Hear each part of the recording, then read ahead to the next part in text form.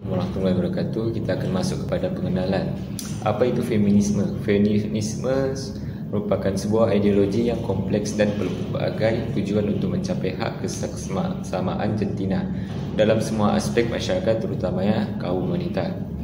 Feminisme berasal daripada bahasa Latin iaitu femina yang bermaksud perempuan atau wanita. Sejarah feminisme ia berkembang dari semasa ke semasa daripada akarnya dalam pergerakan hak mengundi pada abad ke-19 kepada feminisme bagi pembentukan secara moden yang berusaha menangani pelbagai bentuk penindasan yang dihadapi oleh wanita. Kita masuk kepada feminisme dalam muzik.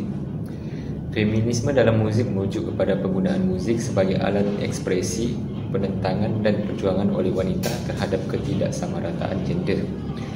Muzik menyediakan ruang alternatif bagi wanita untuk menyuarakan pengalaman pribadi mereka, termasuk ketidakadilan, keganasan, stereotip dan seksisme yang sering diketepikan dalam media arus perdana. Dalam sejarah, gerakan feminis telah menggunakan muzik sebagai wadah politik. Contohnya, gerakan Riot pada awal 1990-an menggabungkan ideologi feminisme radikal dengan muzik punk untuk melawan seksisme dalam masyarakat dan dalam industri muzik itu sendiri. Kumpulan seperti Sleater-Kinney dan Brad Mobile mencipta lagu yang secara langsung membincangkan isu seperti peranan gender, ketidaksamarataan maruah wanita dan agensi tubuh wanita. Antara tokoh feminisme barat iaitu Sleater-Kinney. Sleater-Kinney adalah band punk feminis yang muncul dari gerakan Riot Grrrl dan menjadi terkenal di kancah indie rock Amerika. Mereka dikenali kerana lirik-lirik politik dan feminisme mereka yang membahas isu-isu peran gender, perang dan konsumerisme. Muzik band ini telah berpengaruh dalam membentuk landscape feminis dalam muzik. Jadi kumpulan itu berkisah tentang pelbagai topik termasuk dalam gerakan lusuhan kerana perkara yang menyokong cita-cita feminisme. Genre yang terlibat ialah rock indie, punk rock dan lusuhan. Terdapat dua contoh karya Sleater-Kinney. Yang pertama adalah Sleater-Kinney Dig Me Out dan yang kedua Sleater-Kinney Modern Girl 2005. Petikan lagu Sleater-Kinney Dig Me Out ini menunjukkan perjuangan dalaman dan keinginan untuk melarikan diri dari tekanan mental dan sosial. Ia boleh ditafsirkan sebagai simbol wanita yang terperangkap dalam peranan jantina tradisional. Dan contoh karya Sleater-Kinney yang kedua iaitu yang bertajuk Modern Girl.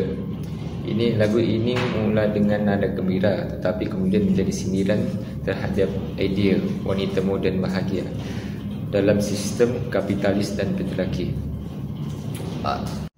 Namun feminisme dalam muzik bukan saja ada di Eropah, namun ia juga ada di Malaysia. Feminisme dalam muzik di Malaysia ialah satu wacana yang semakin berkembang meskipun masih berada dalam ruang yang terhad dan sering berhadapan dengan norma budaya dan agama yang konservatif. Namun, terdapat sejumlah artis dan pemuzik wanita yang telah menyuarakan isu feminisme secara langsung atau tersirat, sama ada melalui lirik, imej dan karya muzik mereka.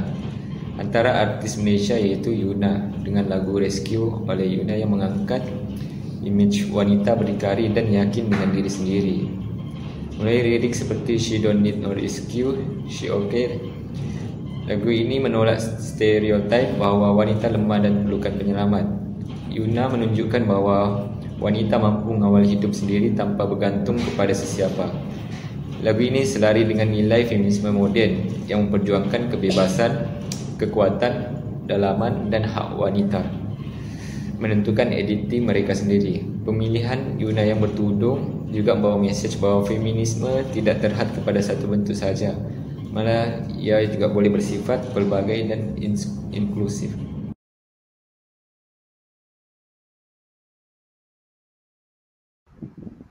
Assalamualaikum warahmatullahi wabarakatuh. Hari ini saya akan menerangkan tentang feminisme budaya. Definisi feminisme budaya. Feminisme budaya merujuk kepada cabang feminisme yang menekankan perbezaan antara lelaki dan wanita dan menilai semula ciri, nilai dan pengalaman wanita yang sering dipandang rendah dalam masyarakat. Patriarki. Fokus utamanya ialah menghargai pengalaman wanita, peranan dalam komuniti dan pencapaian budaya seperti seni, penjagaan dan kerja-kerja domestik sebagai nilai yang bernilai dan bukan sekadar tugas sampingan. Prinsip utama feminisme budaya ada 3. Yang pertama ialah menghargai sifat dan nilai yang dikaitkan dengan wanita. Yang kedua ialah mengangkat budaya wanita seperti seni tekstil dan kerja penjagaan. Yang ketiga ialah menolak norma patriarki yang meletakkan budaya lelaki sebagai standard utama. Wanita dalam budaya tradisional. Contoh, adat pepatih di Malaysia. Adat pepatih yang pertama, sistem matrilineal yang mengangkat wanita sebagai pewaris harta. Yang kedua, jaminan kebajikan wanita tanpa kebergantungan kepada lelaki. Yang ketiga, merupakan satu bentuk kuasa budaya wanita yang diiktiraf oleh feminisme budaya. Seterusnya, seni dan ekspresi budaya wanita. Ada 3 iaitu 1. Seni tekstil seperti tenunan dan sulaman sebagai warisan budaya. Yang kedua, cerita rakyat dan kisah nenek moyang sebagai penyampai nilai hidup. Yang ketiga, dihargai sebagai bentuk ekspresi dan kekuatan identiti wanita. Ada 3 tokoh dan pemikir untuk feminisme budaya. Yang pertama ialah Mary Daly, iaitu menyeru wanita mencipta sistem nilai yang tersendiri. Yang kedua, Carol Gilligan, moral wanita berasaskan empati dan hubungan. Yang terakhir sekali ialah Audre Lorde, iaitu identiti interseksional dalam budaya wanita kulit hitam dan LGBTQ. Contoh budaya dalam filem. Ada 2 filem iaitu Moana dan Mulan. Moana dan Mulan sebagai filem budaya yang mengangkat semangat kekuatan wanita. Contoh feminisme budaya di Malaysia, wanita dalam seni tradisi iaitu Mak Yong di negeri Kelantan. Teater tradisional yang menonjolkan peranan utama wanita.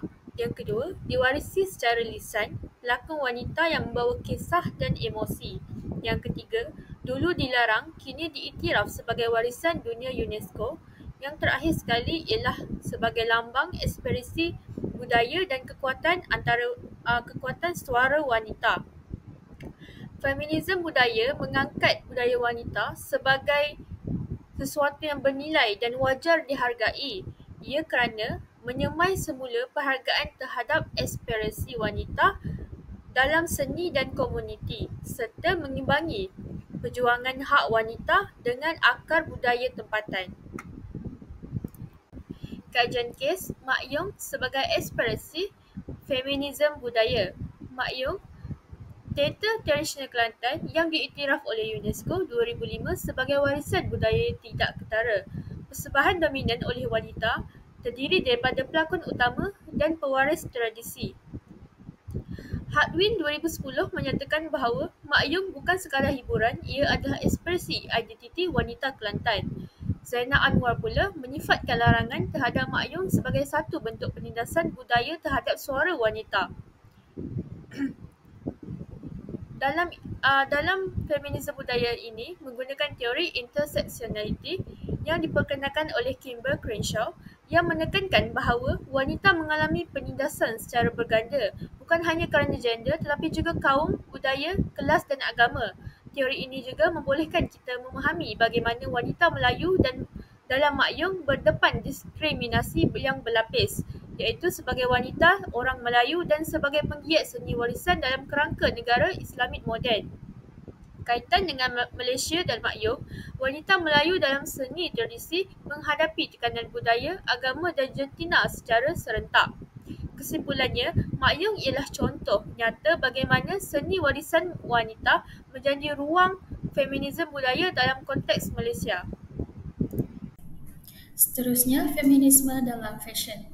Gerakan feminisme telah membawa perubahan signifikan dalam industri fashion dengan memperkenalkan ideologi yang memperjuangkan hak dan kesetaraan wanita.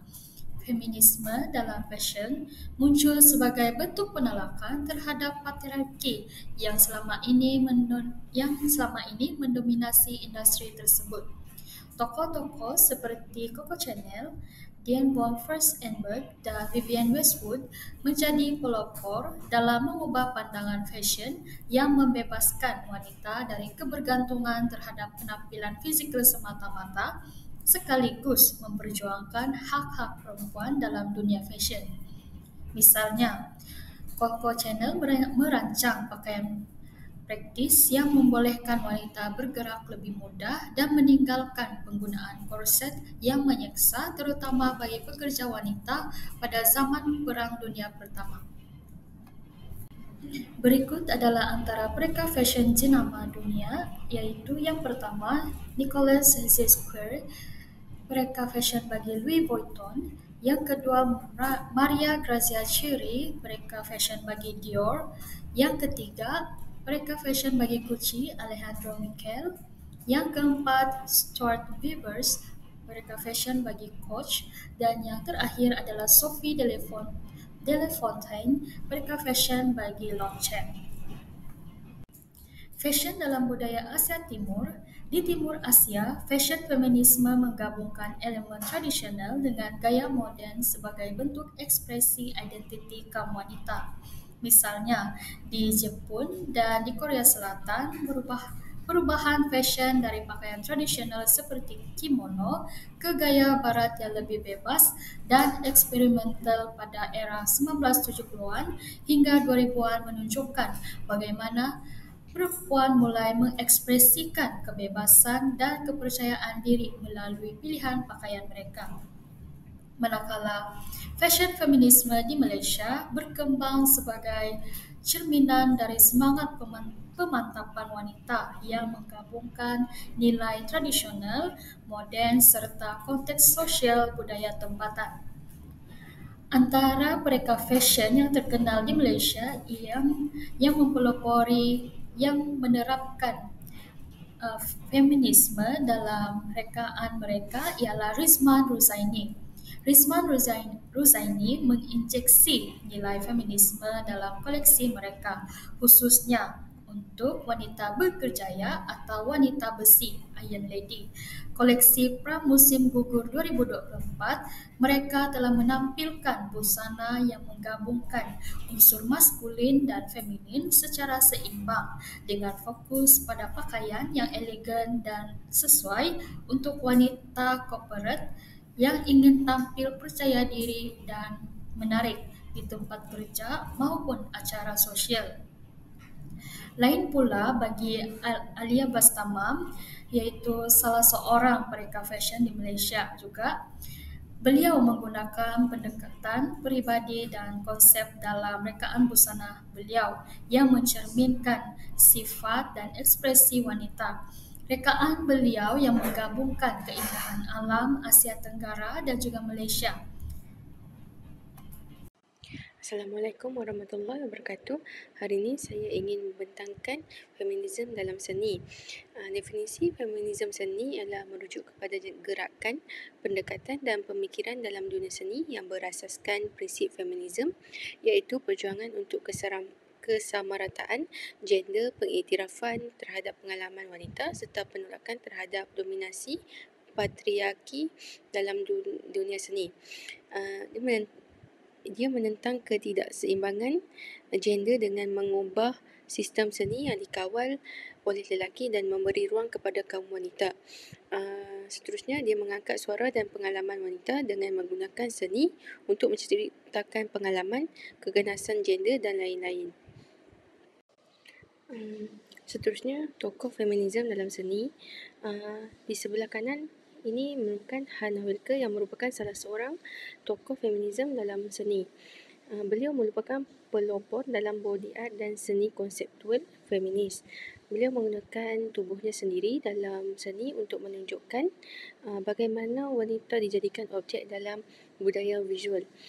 Beliau meletakkan tubuh wanita sebagai tapak perjuangan dan pemerkasaan, menjadikan seni sebagai medan perdebatan sosial dan politik.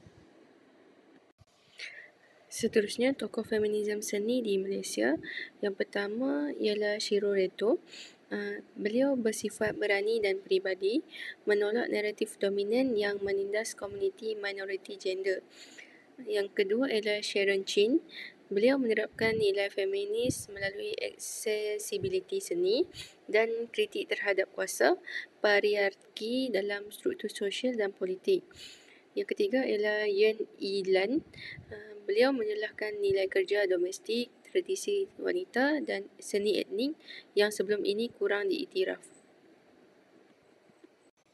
Antara isu dan cabaran dalam seni feminisme, yang pertama adalah penapisan karya di negara konservatif, yang kedua stereotip terhadap seniman wanita, dan ketiga adalah kurangnya ruang pameran untuk seni feminisme. Kepentingan feminisme dalam seni, yang pertama adalah mengubah cara wanita dilihat dan diwakili, yang kedua menjadi medium pendidikan dan kesedaran, yang ketiga adalah meningkatkan nilai kerja kreatif wanita dalam sejarah seni. Assalamualaikum warahmatullahi wabarakatuh dan salam sejahtera. Nama saya Nur Azaliza binti Razali, nombor matrik C22A0438. Hari ini saya akan membentangkan tajuk pembentangan saya iaitu Feminisme dalam Sastra. Feminisme merujuk kepada perjuangan wanita untuk mendapatkan hak yang sedarjat ataupun sama dengan lelaki. Jadi telah wujudnya teori feminisme yang bertujuan untuk mengangkat masalah ketidakadilan gender atau jantina untuk memperjuangkan kesamarataan dalam politik, ekonomi dan sosial antara lelaki dan juga wanita. Kritikan feminisme dalam konteks sastra sebenarnya memberi penekanan yang sangat kuat untuk membebaskan watak wanita tersebut dari tekanan yang telah dikuasai oleh lelaki. Berikut merupakan tokoh feminisme dalam sastra iaitu Elaine Showalter. Okey. Seterusnya kita beralih kepada tokoh feminisme sastra barat. Terdapat 4 tokoh feminisme sastra barat yang telah saya nyatakan, iaitu yang pertama ialah Virginia Woolf. Beliau telah menghasilkan karya yang berjudul A Room of One's Own pada tahun 1977. Seterusnya ialah Lucy Irigaray yang telah mewujudkan karya yang berjudul The Sex Which Is Not One pada tahun 1980. Seterusnya pada tahun 1949, Simone de Beauvoir telah mewujudkan karya yang bertajuk The Second Sex, dan yang terakhir ialah Helena Geisers yang telah mewujudkan karya yang berjudul The Love of Medusa pada tahun 1976. Seterusnya kita beralih kepada tokoh feminisme sastra Melayu. Terdapat 4 tokoh sastra Melayu yang mengangkat feminisme dalam karya mereka, iaitu yang pertama ialah Fatimah Busu. Fatimah Busu merupakan seorang sastrawan negara yang telah menghasilkan karya yang berjudul Ombak Bukan Biru dan Sangkar. Kebanyakan karya beliau sebenarnya mengangkat darjat wanita dalam penulisannya sendiri. Seterusnya ialah Zurina Hassan. Zurina Hassan terkenal dengan karya-karya yang seperti puisi, prosa, sajak dan sebagainya. Jadi Zurina Hassan telah menulis puisi Pagi Merindu yang telah mengangkat kekuatan wanita dalam puisi tersebut. Dua sastrawan lelaki negara yang telah mengangkat darjat wanita dalam karya beliau, iaitu yang pertama ialah A. Samad Said. A. Samad Said telah menghasilkan sebuah novel yang sangat terkenal, iaitu Salina. Dalam novel ini, A. Samad Said telah mengangkat watak Salina sebagai seorang yang kuat dan keluar dari kesusahan hidup dia sendiri. Seterusnya ialah Shahnon Ahmad, iaitu telah menciptakan karya yang berjudul Ranjau Sepanjang Jalan. Berikut merupakan kajian kes yang telah saya dapati bagi feminisme dalam sastra, iaitu kajian kes ini berjudul Menilai Teori Feminisme dan Logistik Fahaman LGBT dalam sesebuah teks karya yang dihasilkan pada tahun 2020. Kajian ini telah dibuat oleh Muhammad Saifuddin bin Suliman, Mimi Suryani, Mat Daud, Tang Chiu Peng dan Lim Ying Zuan. Fokus kajian mereka ialah mengkaji fahaman lesbian dalam konteks LGBT melalui lensa teori feminisme di Nusantara. Seterusnya ialah objektif kajian. Kajian mereka berobjektifkan untuk mengenal pasti konsep logistik teori feminisme dalam fahaman LGBT. Seterusnya menganalisis impak teks karya LGBT terhadap pembaca. Seterusnya melakukan tinjauan pandangan agama Buddha terhadap gerakan LGBT di Malaysia. Dan yang terakhir ialah mencadangkan pelan pengawalan isu LGBT. Mereka telah menggunakan metodologi kajian seperti yang pertama ialah pendekatan kualitatif. Para pengkaji telah melakukan temu bual dengan pakar agama, pakar sains sosial dan juga pakar kemanusiaan. Seterusnya, para pengkaji telah melakukan teknik bacaan rapi terhadap teks yang mengangkat unsur feminisme dan LGBT dalam karya mereka. Hasil kajian ini mendapati bahawa terdapat pendedahan kelicikan feminisme dalam teks sastra yang menyokong LGBT. Seterusnya, terdapat juga amaran terhadap pengaruh negatif teks LGBT terhadap remaja, khususnya berkaitan dengan penyongsangan psikoseksual. Berikut merupakan contoh artikel berita yang menunjukkan bahawa sastra sebenarnya memartabatkan feminisme dalam penulisan-penulisan sastrawan atau penulisan karyawan sastra. Sekian, terima kasih. Kesimpulannya, feminisme dalam muzik, budaya, fashion, seni dan juga sastra sebenarnya memperjuangkan kesamarataan gender dalam memberi suara kepada wanita untuk mencabar norma patriarki serta membuka ruang ekspresi bebas. Ia sebenarnya memperkukuh identiti wanita dalam memperluas naratif wanita dalam pelbagai bidang yang mereka ceburi. Hal ini adalah bertujuan untuk mengiktiraf bakat serta pengalaman mereka dalam memberi inspirasi kepada perubahan sosial yang lebih inklusif dan untuk kini dan masa akan datang. Sekian, terima kasih.